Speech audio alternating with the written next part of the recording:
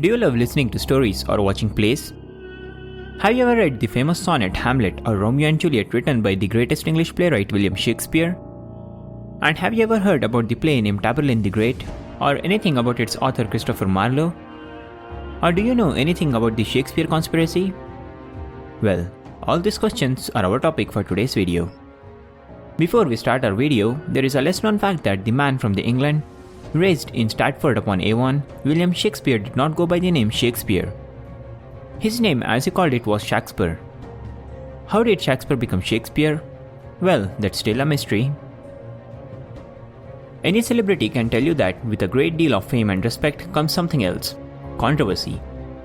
William Shakespeare is no exception, and speculation continuously follows the playwright. Especially since we know so little about him.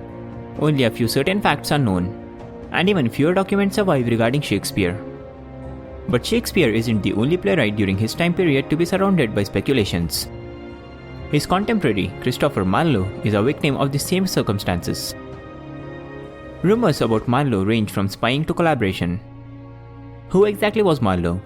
And what connections does he have with Shakespeare? Let's take a closer look into both of these mysterious playwrights. Shakespeare vs. Marlowe. These two men supposedly lived in the same town, that is London, at the same time, worked at the same occupation, that is writing plays at the same places, worked with the same people, each occupied the same prestigious positions as foremost poet and playwright in all of the England, and yet the contrasts are almost unbelievable.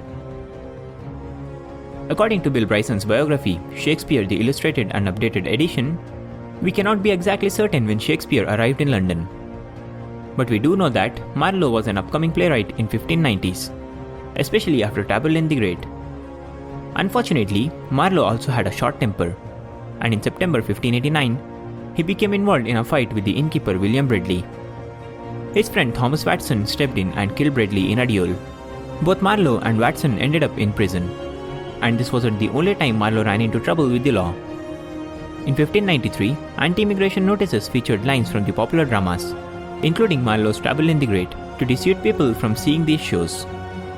Marlowe was also accused by the author Thomas Cade of being an atheist, which led to questioning before the Privy Council.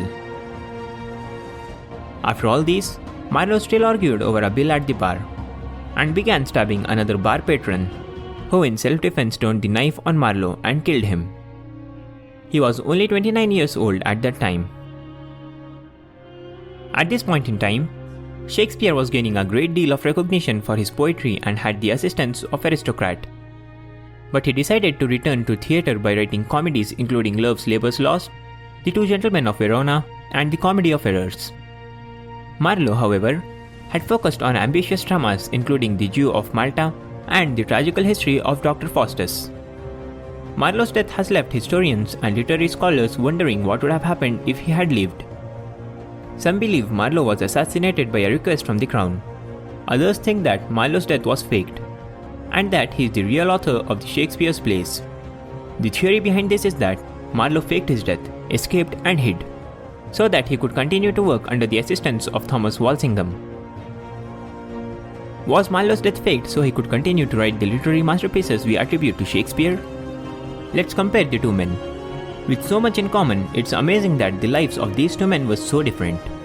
As stated above, they worked in the same profession, in the same town, and at the same time with the same people and in the same places. How could they not have met? Examining their differences may offer a clue. Two great names, William Shakespeare and Cristopher Marlowe, names with so much in common. Yet they represent the writers who were so different. Why? All the hypotheses in the world regarding what might have occurred if Shakespeare and Marlowe met in no way indicate that they did. As a matter of fact, the very fact that there is no existing references that England's two major writers even crossed paths seems to be indicative that there never was such a meeting. Educationally, they were a great contrast. Shakespeare had had little schoolings, quitting school when he was 15 years old. Marlowe, by comparison, had 2 degrees including a master's from Corpus Christi College at Cambridge University. Shakespeare had had no opportunity to learn foreign languages, though Marlowe was fluent in many. Marlowe had translated Ovid's Amoris while in college, and later had done the first translation of Cervantes' massive classic Don Quixote from Spanish to English.